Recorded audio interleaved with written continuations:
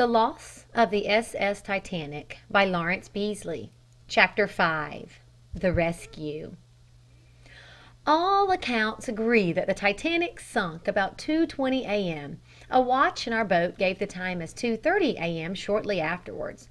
We were then in touch with 3 other boats. One was 15 on our starboard quarter, and the others I have always supposed were 9 and 11, but I do not know definitely. We never got into close touch with each other, but called occasionally across the darkness and saw them looming near and then drawing away again. We called to ask if any officers were aboard the other 3, but did not find one. So in the absence of any plan of action, we rowed slowly forward, or what we thought was forward, for it was in the direction the Titanic's bows were pointing before she sank. I see now we must have been pointing northwest, for we presently saw the northern lights on the starboard, and again when the Carpathia came up from the south, we saw her from behind us on the southeast, and turned our boat around to get to her.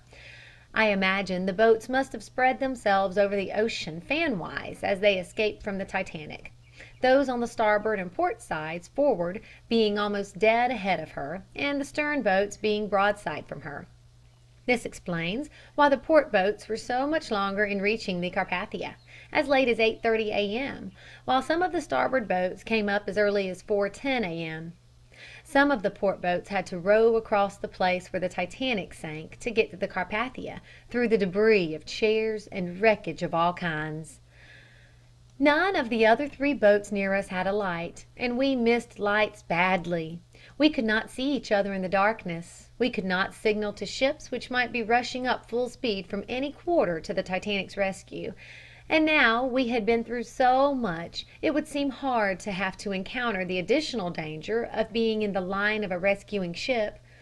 We felt again for the lantern beneath our feet, along the sides, and I managed this time to get down to the locker below the tiller platform and open it in front by removing a board, to find nothing but the zinc air tank which renders the boat unsinkable when upset. I do not think there was a light in the boat. We felt also for food and water, and found none, and came to the conclusion that none had been put in. But here we were mistaken. I have a letter from Second Officer Lightoller, in which he assures me that he and Fourth Officer Pitman examined every lifeboat from the Titanic as they lay on the Carpathia's deck afterward, and found biscuits and water in each. Not that we wanted any food or water then. We thought of the time that might elapse before the Olympic picked us up in the afternoon. Towards 3 a.m. we saw a faint glow in the sky ahead on the starboard quarter, the first gleams, we thought, of the coming dawn. We were not certain of the time, and were eager perhaps to accept too readily any relief from darkness, only too glad to be able to look to each other in the face and see who our companions were in good fortune, to be free from the hazard of lying in a steamer's track, invisible in the darkness. But we were doomed to disappointment. The soft light increased for a time, and died away a little, glowed again, and then remained stationary for some minutes. The Northern Lights! It suddenly came to me, and so it was. Presently the light arched fan-wise across the northern sky, with the faint streamers reaching toward the pole star. I had seen them of about the same intensity in England some years ago, and knew them again. A sigh of disappointment went through the boat as we realized that the day was not yet. But, had we known it, something more comforting even than the day was in store for us. All night long we had watched the horizon with eager eyes for signs of a steamer's lights.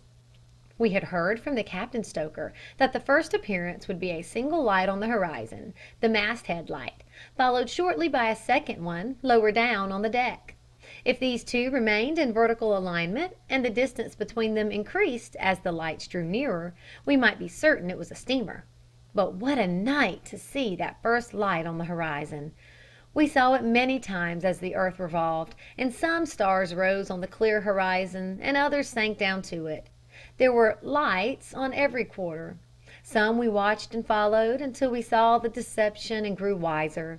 Some were lights from those of our boats that were fortunate enough to have lanterns, but these were generally easily detected, as they rose and fell in the near distance. Once they raised our hopes, only to sink them down to zero again. Near what seemed to be the horizon on the port quarter, we saw two lights close together, and thought this must be our double light. But as we gazed across the miles that separated us, the lights slowly drew apart, and we realized that they were two boats' lanterns at different distances from us, in line, one behind the other. They were probably the forward port boats that had to return so many miles the next morning across the Titanic's graveyard.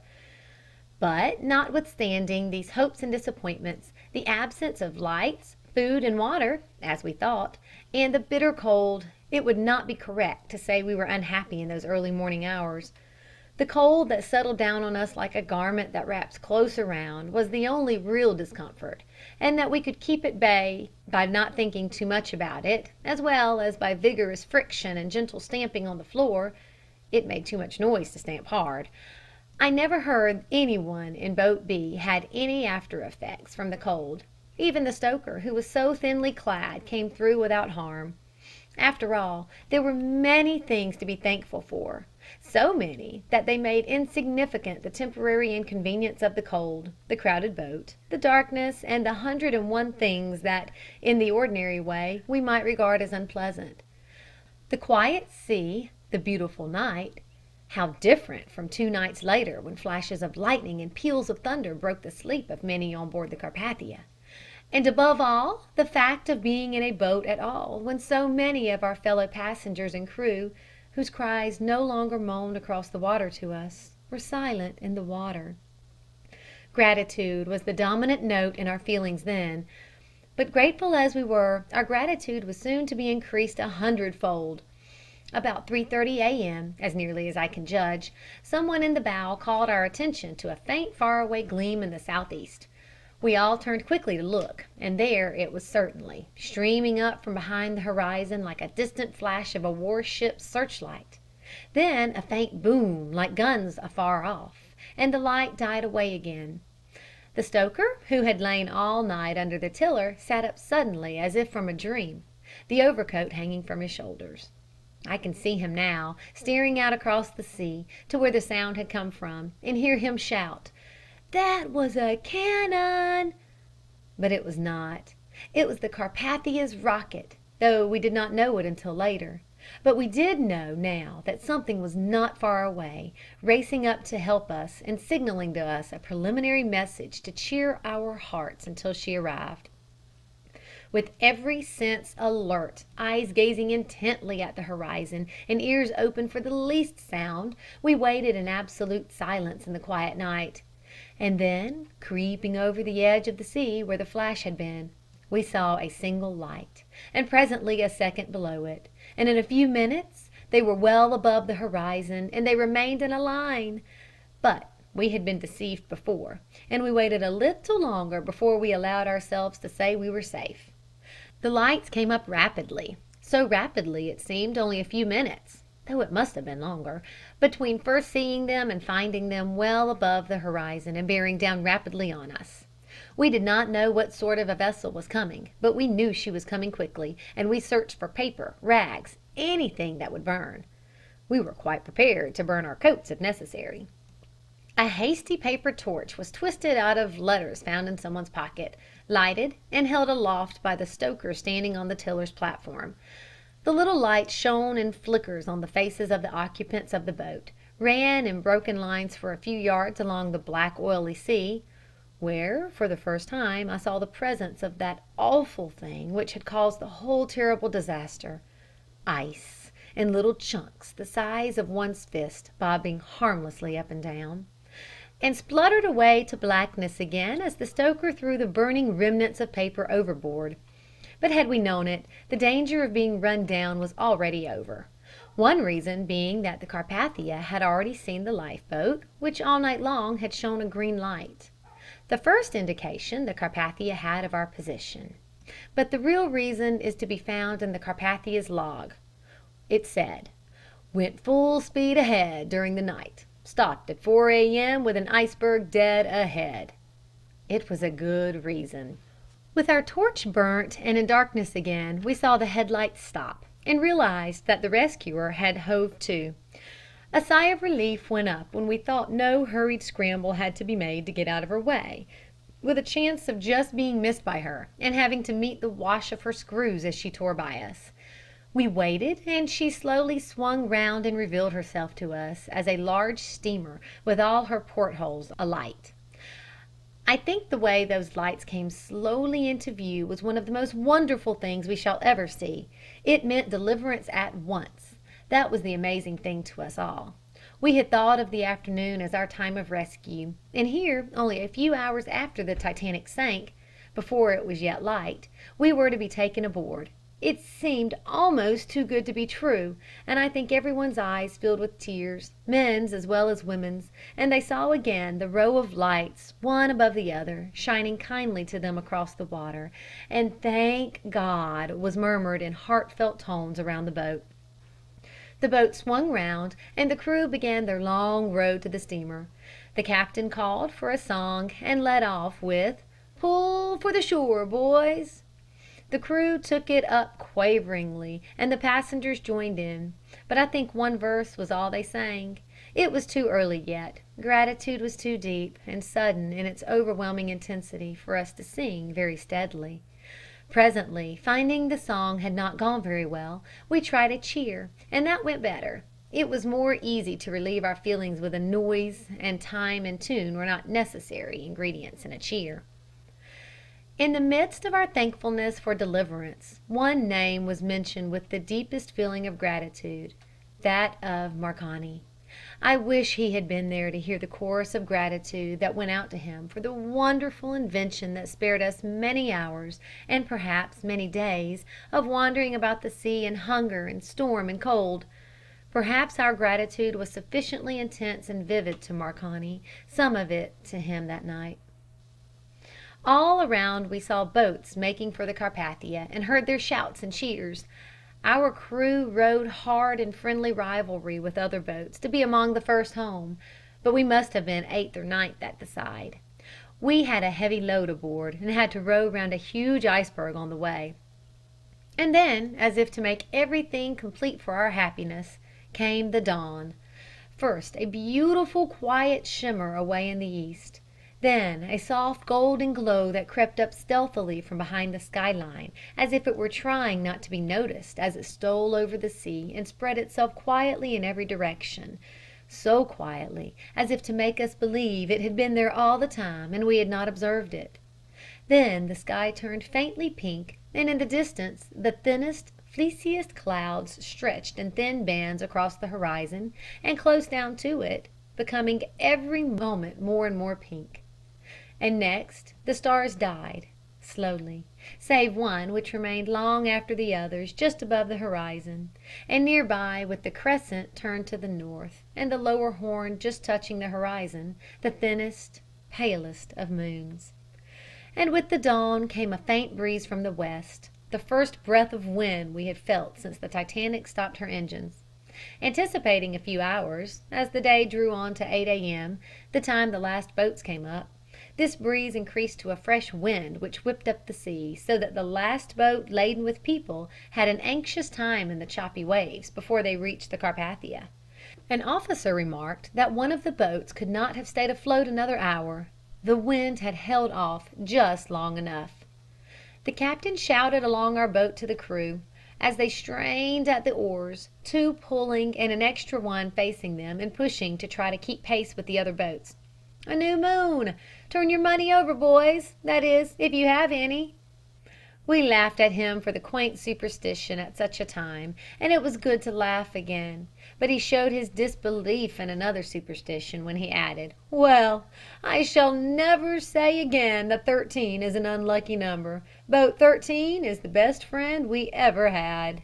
If there had been among us, and it is almost certain that there were, so fast does superstition cling, those who feared events connected with the number 13, I am certain they agreed with him, and never again will they attach any importance to such foolish belief. Perhaps the belief itself will receive a shock when it is remembered that boat 13 of the Titanic brought away a full load from the sinking vessel, carried them in such comfort all night that they had not even a drop of water on them, and landed them safely at the Carpathia's side, where they climbed aboard without a single mishap. It almost tempts one to be the 13th at the table, Or to choose a house numbered 13, fearless of any croaking about flying in the face of what is humorously called Providence. Looking towards the Carpathia in the faint light, we saw what seemed to be two large, fully rigged sailing ships near the horizon, with all sails set, standing up near her, and we decided that they must be fishing vessels off the banks of Newfoundland, which had seen the Carpathia stop, and were waiting to see if she wanted help of any kind. But in a few minutes more the light shone on them, and they stood revealed as huge icebergs, peaked in a way that readily suggested a ship.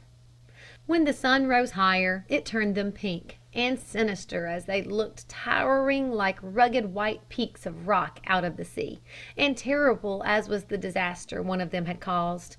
There was an awful beauty about them which could not be overlooked.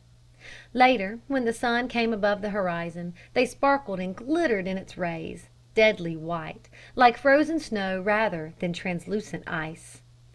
As the dawn crept towards us, there lay another almost directly in line between our boat and the Carpathia, and a few minutes later another on her port quarter, and more again on the southern and western horizons, as far as the eye could reach, all differing in shape and size and tones of color according as the sun shone through them, or was reflected directly or obliquely from them.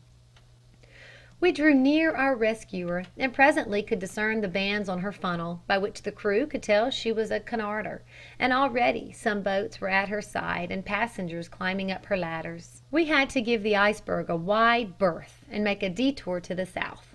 We knew it was sunk a long way below the surface with such things as projecting ledges.